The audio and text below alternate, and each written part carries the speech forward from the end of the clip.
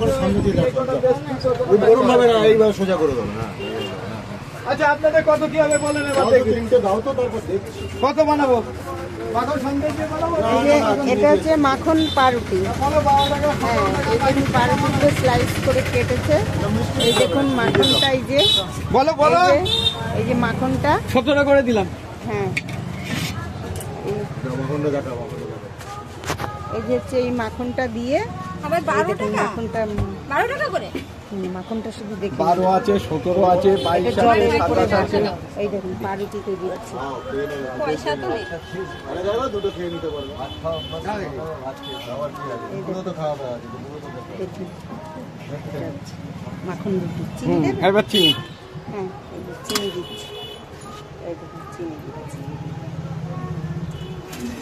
এই যে। আরে নাও তো। সবাইকে দিচ্ছে, খাও। দুটোই কেন?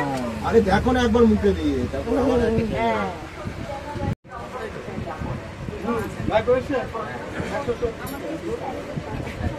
কি প্যাকিং করে দেবে?